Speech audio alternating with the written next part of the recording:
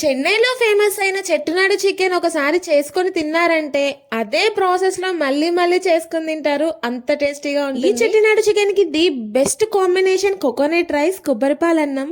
ఈ కొబ్బరిపాలన్నం రెసిపీ నేను షార్ట్ వీడియోలో అప్లోడ్ చేశాను. ఇంకా ఎవరైనా చూడకపోతే వెళ్ళి చెక్ చేయండి. దానితో పాటు చెట్టునాడు చికెన్ కి కావాల్సిన సీక్రెట్ మసాలా పేస్ట్ కూడా షార్ట్ వీడియోలోనే ఉంది. ఒకసారి వెళ్ళి చెక్ చేసుకోండి. ఇంకా ఈ చెట్టునాడు చికెన్ కర్రీ ప్రిపరేషన్ విషయానికి వస్తే స్టవ్ పైన పాన్ పెట్టుకుని ఆయిల్ వేసుకుని కొంచెం కరివేపాకు, పచ్చిమిర్చి వేగిన తర్వాత ఆనియన్స్ కూడా వేసి ఇలా వేపుకోండి. దానిలోనే కొంచెం పసుపు అండ్ సాల్ట్ కూడా వేసేసాను. ఇది కసూరి మేతి అసలు మిస్ చేయకండి.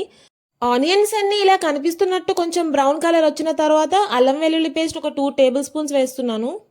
ఈ అల్లం వెల్లుల్లి పేస్ట్ వేసిన తర్వాత పచ్చివాసన పోయేంత వరకు దగ్గరుండి వేపుకోండి.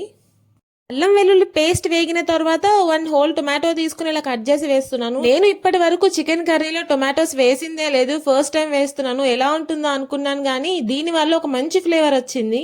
ఈ టొమాటోస్ వేసినందుకు ఆనియన్స్ లో ఉన్న స్వీట్నెస్ అసలు తెలియలేదు చికెన్ కర్రీలో. అండ్ గ్రేవీ కన్సిస్టెన్సీ కూడా బాగా వస్తుంది. టొమాటోస్ ఫ్రై అయ్యే లోపు నీట్ గా వాష్ చేసుకున్న చికెన్ కూడా వేసేసుకోండి. చికెన్ వేసుకున్న తర్వాత వాటర్ ఏమి వేయకుండా ఈ ఆనియన్ పేస్ట్ అంతా దీనికి పట్టేలా నీట్ గా కలుపుకోవాలి. చికెన్ మొత్తం ఒకసారి ఇలా కలుపుకున్న తర్వాత కసూరి మేతి చెప్పాను కదా ముందే చాలా ఇంపార్టెంట్ అని చెప్పి కసూరి మేతి కూడా వేసేస్తున్నాను. కసూరి మేతి కూడా వేసిన తర్వాత మళ్ళీ ఒకసారి నీట్ గా మిక్స్ చేసేసుకోండి. ఇలా చికెన్ మొత్తం మిక్స్ చేసుకున్న తర్వాత వాటర్ అస్సలు వేయొద్దు. వాటర్ వేయకుండానే ఇలా లిడ్ క్లోజ్ చేస్తే మీకు ఇలా వాటర్ కనిపిస్తుంది కదా, ఆ వాటర్ వస్తుంది చికెన్ లో నుంచి. చికెన్ లో నుంచి వచ్చిన వాటర్ మొత్తం ఇంకిపోయేంత వరకు ఇలా కలుపుకోండి. దాని తర్వాత సీక్రెట్ మసాలా అని చెప్పాను కదా, ఆ మసాలా పేస్ట్ కూడా వేసేసుకోండి. ఈ మసాలా పేస్ట్ కోసం ధనియాలు, జీలకర్ర, కొన్ని ఎండుమిరపకాయలు, వాటితో పాటు మిరియాలు అండ్ బిర్యానీ మసాలా కూడా వేసి వేపుకున్న తర్వాత పేస్ట్ చేసుకోవాలి. ఈ మసాలా పేస్ట్ కోసం ఫుల్ డీటెయిల్స్ కావాలి అంటే షార్ట్ వీడియోలో ఉంటుంది, ఒకసారి వెళ్ళి చెక్ చేసుకోండి. మసాలా పేస్ట్ కూడా వేసిన తర్వాత ఆ స్పైస్కి తగ్గట్టు కారం వేసుకోండి. కొంచెం కారం చూసి వేసుకోండి.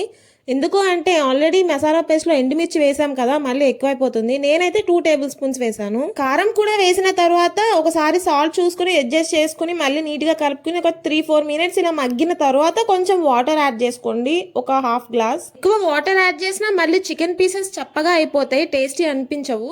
వాటర్ కూడా యాడ్ చేసుకుని కొంచెం కొత్తిమీర వేసుకొని లిడ్ పెట్టి క్లోజ్ చేసేసుకోండి. ఒక 20 to 25 మినిట్స్ వాటర్ వేసాం కదా, వాటర్ అంతా ఇంకిపోయేంత వరకు, చికెన్ సాఫ్ట్ గా అయ్యేంత వరకు ఉడికించుకోండి. ఒక హాఫ్ అన్ అవర్ తర్వాత లిడ్ తీసి చూసారంటే చికెన్ కర్రీ రెడీ. అసలు ఎంత కలర్ఫుల్ గా ఉంది కదా. మెయిన్ ఈ కలర్ అంతా మనం మసాలా పేస్ట్ ఉంటుంది కదా, మసాలా పేస్ట్ నుంచే వస్తుంది.